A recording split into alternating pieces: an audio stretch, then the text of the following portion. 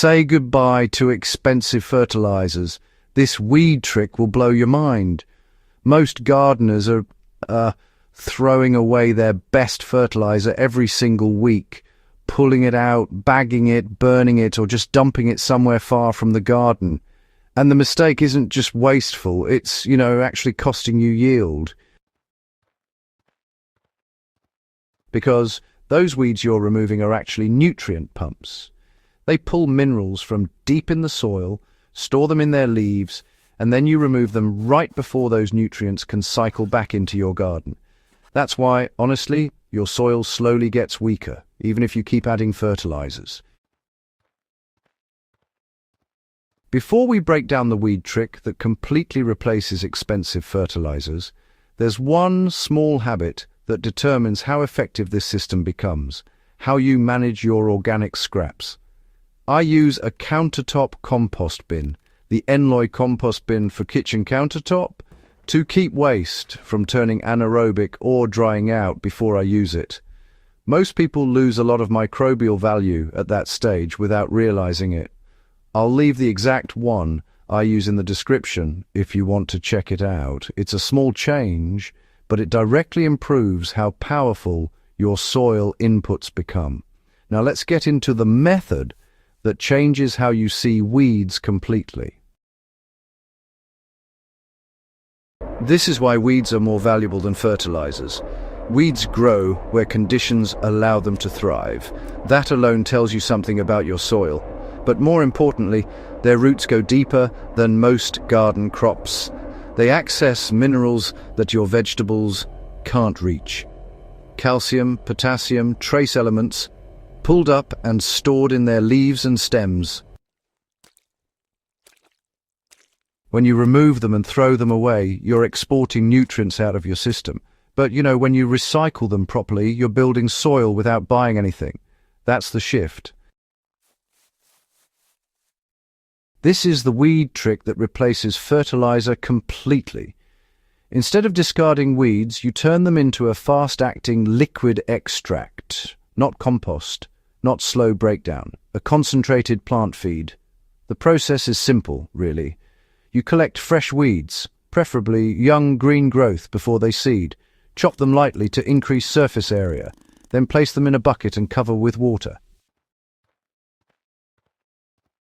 The ratio matters, roughly 1 part weeds to 2 parts water by volume, then you let it sit.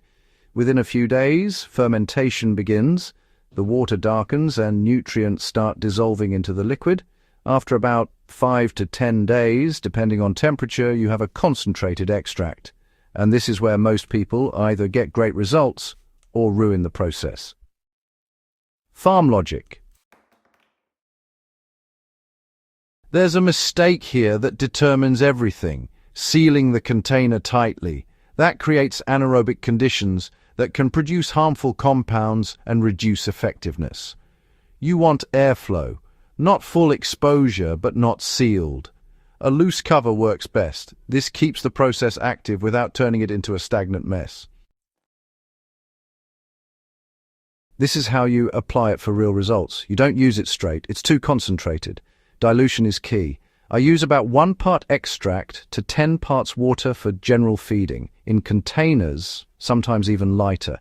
You apply it directly to the soil, not the leaves. And you don't overuse it. Once every 7 to 10 days is enough in most cases. And that's where people go wrong. They treat it like a daily fertilizer. It's not. It's a biological boost. What happens in the soil after application is what matters. When you apply this diluted extract, you're not just adding nutrients. You're introducing dissolved organic compounds and microbial activity. Soil organisms respond quickly. They break down existing organic matter faster. Nutrients become more available. Plants respond by increasing growth and improving resilience. So, in one of my raised beds, after switching to this method, I reduced external fertilizer use completely. Within just a few weeks, plant growth became more consistent, and I didn't see the usual mid-season slowdown. That's when you know it's working, honestly. This is where different weeds give different results. Not all weeds are equal, you know. Soft, fast-growing weeds like nettle or young grasses produce balanced extracts, while deep-rooted weeds like dandelion bring in more minerals. Mixing different types gives a broader nutrient profile, and this is where the system really becomes self-sustaining. Your garden produces its own inputs. Let's talk about containers, because this is where people see fast results. Container soil, loses nutrients pretty quickly. That's why plants often stall after that initial burst of growth. Using this extract restores balance without heavy feeding. I've used it myself in container tomatoes and peppers, where growth had slowed. After 2 applications, the plants recovered and just kept on producing. That's the real advantage of feeding the system instead of forcing it. Now, there's a smell factor most people worry about, and here's the truth. Yes, it does smell, but honestly, that's part of the process. A strong, earthy fermentation smell is totally normal. If it smells rotten or, well, just unbearable, something went wrong. Usually it's a lack of airflow or maybe too much water. Once you dilute it and apply it to the soil, the smell disappears quickly, and the results, honestly, are well worth it. This is where, honestly, most gardeners overcomplicate soil fertility. They think they need multiple products, different fertilizers for different stages, constant adjustments. But when you recycle nutrients effectively, you really reduce that complexity. You're working with the system instead of against it, and that's what makes this method so powerful. If you want to push this method even further, do this one thing. Combine it with surface mulching. After applying the extract, cover the soil with organic material, leaves, cut weeds or plant trimmings. This locks in moisture, protects microbial life, and continues the nutrient cycle. Over time, your soil becomes more active and more stable, and that's when you stop needing any external inputs. This is the part most people miss completely. Weeds aren't a problem. They're actually information and opportunity. They show you what your soil is doing, and they provide the materials to improve it. Once you shift your perspective, you stop fighting your garden and start working with it. That's when results become consistent. Final thoughts. If you're spending money on fertilizers while throwing away weeds, you're working against your own system. This method isn't about replacing one product with another.